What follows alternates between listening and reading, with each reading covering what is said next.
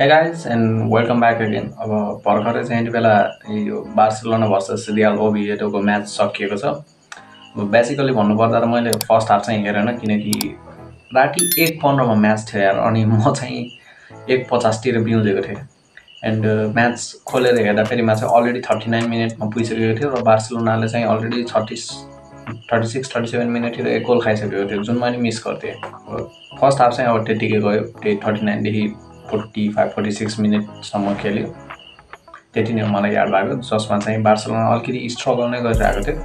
And बार्सिलोनाको offside trap चाहिँ यो म्याचमा कतै काम गरेको कतै नगरेको देखेँ। अब मैले फुल त नहेरे पनि जति पनि देखेँ त्यसमा चाहिँ साफ छ कि बार्सिलोनाको अफसाइड ट्र्याप चाहिँ कतै न कतै फेल पनि भइरहेको छ र कतै न कतै चाहिँ एकदमै राम्रो काम पनि गरिरहेको छ।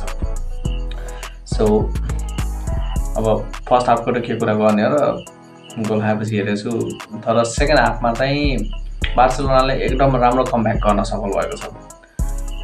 I think it's just my thinking or maybe it's really instinct, किनकि मलाई लाग्छ कि एरिक गार्सिया चाहिँ आउने समयमा बार्सिलोनाको लिडरको रूपमा एज अ लिड रोलको रूपमा चाहिँ एरिक गार्सिया खेल्न सक्छ है बार्सिलोनामा। अब यति बेला चाहिँ क्याप्टेनको रूपमा पनि छैन ऊ, त्यही पनि आउने समयमा चाहिँ एरिक गार्सिया अलिकति लिडिङ रोलमा चाहिँ देखिएला जस्तो लाग्छ है मलाई। Maybe it's just my thoughts जुन चाहिँ मलाई लागेको मात्रै हुनसक्छ, तर यो कुरा साँचो पनि हुनसक्छ किनकि Eric Garcia last season champions लिगको कुरा गरौँ न, बेन्फिकाको एगेन्स्टमा बार्सिलोना 4-2 को स्कोरमा डाउन चलिरहेको थियो त्यही 70-80 मिनेटतिर। त्यति बेला एरिक गार्सियाले हेडर स्कोर गरेर जुन त्यो थर्ड गोल स्कोर गर्यो त्यसपछि चाहिँ बार्सिलोनाले कमब्याक गर्नको लागि हिम्मत पाएको। सो यो रियल ओभिएडोको गेममा पनि जब त्यो फरान टोरेसले चाहिँ फ्लिक गरेर गोल स्कोर गर्न खोजेको थियो त्यो बल आउटै जानेवाला थियो। यति कुरा त साफ थियो त्यो बल गोल चाहिँ छिर्थेन, तर एरिक गार्सिया चाहिँ एक्ज्याक्ट मोमेन्टमा एक्ज्याक्ट प्लेसमा अभाइलेबल थियो। जुन त्यो एरिक गार्सियाले रन बनायो र गोल स्कोर गर्यो अनि गोलकिपरले चाहिँ रोक्न सकेन। It was quite fantastic.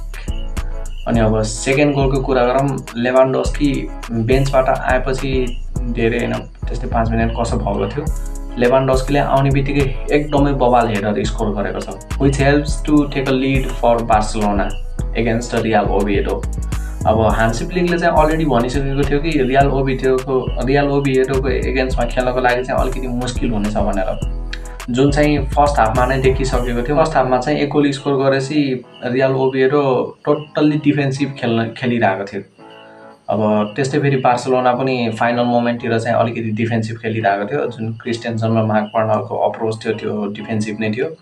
अनि फर्स्ट हाफमा चाहिँ मार्क कसाडो र पेड्रीको बिचमा चाहिँ जुन लास्ट सिजन देखिरहेको थियो कनेक्सन त्यो चाहिँ अलिकति कमजोरी देखिरहेको थियो। एन्ड इनफ्याक्ट यो म्याचमा चाहिँ पेड्रीको गेम अलिकति खराबै देखिरहेको थियो। मैले आधा गेम चाहिँ पेड्रीको अलिकति खराबै थियो, तर सेकेन्ड हाफमा चाहिँ पेड्रीको गेम सुध्रिँदै आयो। इनफ्याक्ट पेड्रीले आफ्नो काम त गरिरहेको थियो मिडफिल्डमा, जुन त्यो ball circulation box to box player त्यो प्रोपरली गरिरहेको थियो, तर फ्रेङ्की नहुँदासम्म चाहिँ पेड्री पनि अलिकति स्ट्रगल गरेकै देखिरहेको थियो है फर्स्ट हाफमा चाहिँ। अनि सेकेन्ड हाफमा पनि स्लोली नै प्रोग्रेस गरेको, त्यति क्विक प्रोग्रेस चाहिँ थिएन है। अब फर्स्ट हाफमा चाहिँ ओल्मो अलिकति कन्ट्रिब्युट गरिरहेको थियो, देखिए पनि रहेको थियो, नोटिस पनि भइरहेको थियो, तर सेकेन्ड हाफमा चाहिँ ओल्मो टाइम टु टाइम मिडफिल्डमै हराइरहेको थियो, त्यसमा देखिरहेको थियो। तर धेरै जसो चाहिँ गेममा नै अब कट अफ त नभनौँ, त्यही पनि गेममा नै देखिरहेको थिएन है, कता छ भनेर खोजेर हिँड्नुपर्ने जस्तो थियो क्या ओल्मोलाई। अनि फ्रेङ्कीको कुरा गरौँ त अब फर्स्ट हाफ चाहिँ खेलेन, तर सेकेन्ड हाफ चाहिँ फ्रेङ्की जुन यो खेल्यो एकदमै राम्रो खेलेको छ। अब मैले पोस्ट म्याच इन्टरभ्यू या प्री म्याच इन्टरभ्यू त्यस्तो केही पनि हेरेको छैन कसैको पनि। फ्रेङ्की सायद डिसिप्लिनरी इस्यु या केले नखेलेको होला, स्टार्ट नगरेको होला, या चाहिँ कसाडोलाई टाइम दिनको लागि कसाडोलाई स्टार्ट गरेको, I don't know. But Frenkie चाहिँ आएपछि गेम चाहिँ राम्रो कन्ट्रोल भयो, फ्रेङ्कीले चाहिँ गेमलाई राम्ररी सम्हाल्यो।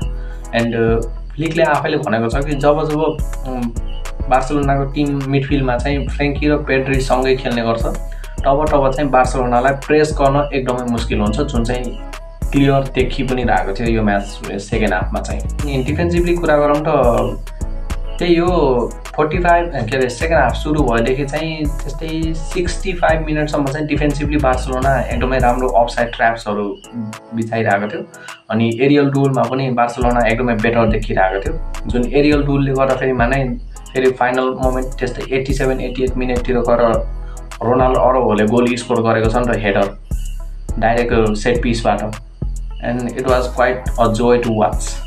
बाँकी अब ब्यालन डरको रिगार्डिङ चाहिँ म सायद अर्को भिडियो बनाउन सक्छु अपडेट्सहरूसँगै लिएर किनकि ब्यालन डरमा चाहिँ अरू केही कुरा कन्सिस्टेन्ट होस् या नहोस् तर कन्ट्रोभर्सी चाहिँ कन्सिस्टेन्ट छ है।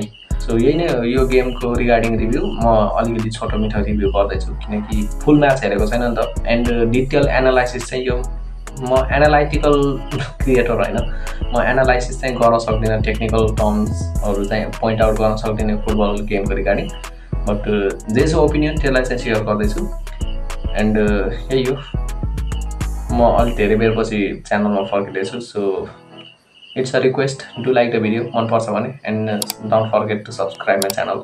So see in the next one and next one चाहिँ सायद ब्यालन डरको रिगार्डिङ हुनेछ र सायद अपडेट्स फुटबलको रिगार्डिङ अपडेट्सहरू पनि हुनेछ। So see you there.